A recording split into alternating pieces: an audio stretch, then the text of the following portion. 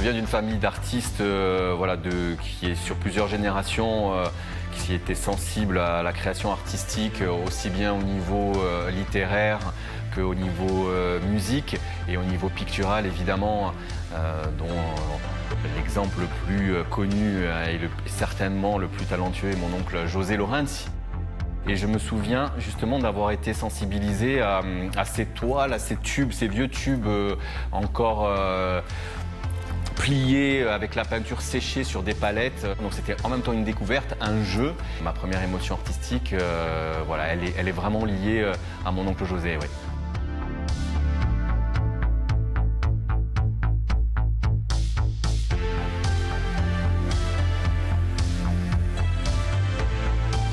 J'ai toujours dessiné en loisir lorsque je m'ennuyais, lorsque j'étais plus petit. C'était vraiment quelque chose qui me permettait de m'évader, même si je ne me suis pas lancé dans une école d'art tout de suite, puisque j'ai fait d'abord une licence de lettres modernes à la fac d'Aix en Provence.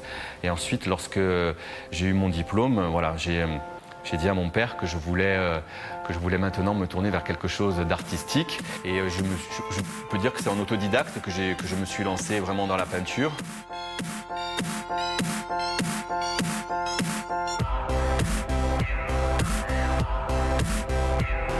Victor Lorenzi est né à Bastia. Il vit aujourd'hui entre la Corse et Paris. Depuis 2015, il a fait le choix de se consacrer à sa passion et laisse jaillir sur la toile les couleurs éclatantes de l'Amérique latine qui a nourri l'imaginaire collectif de sa famille et celle de la Corse, dont l'intensité des bleus et les changements incessants de lumière le fascinent.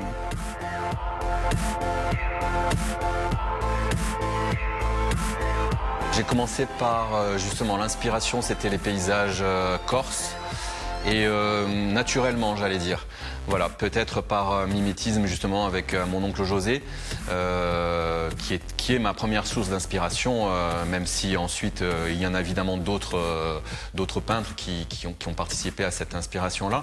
Donc voilà, j'ai commencé par faire des paysages corses, alors que je suis naturellement sensible à la peinture moins figurative, plus abstraite.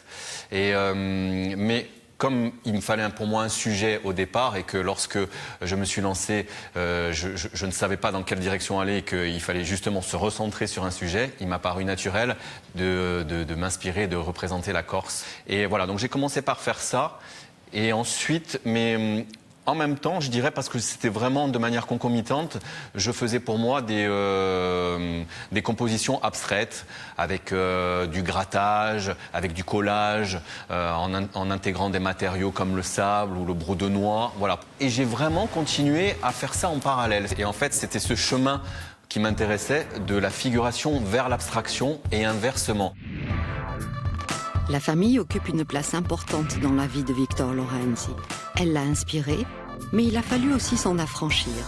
Neveu du célèbre peintre José Lorenzi, Victor a mis du temps à s'autoriser à s'exprimer à son tour. Après des études de lettres, puis une école de stylisme, il travaillera dans le monde de la mode et l'illustration textile. Le succès d'une première exposition en 2015 à Aix-en-Provence viendra balayer ses doutes et le conforter dans ses choix. Ce moment, à moi, ça me sert à créer de l'émotion, ça me sert à véhiculer quelque chose que j'ai en moi. Des fois, ça peut être politique, des fois, ça peut être juste pour le plaisir de l'œil, esthétique, de faire ressentir à quelqu'un un plaisir, de questionner. Souvent, lorsque je fais quelque chose, je me pose la question, ensuite, lorsque la toile est finie, du regard du spectateur sur cette toile.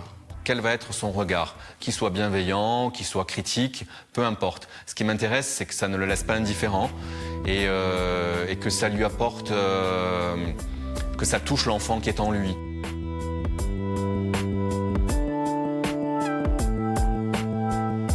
Quand un tableau est terminé,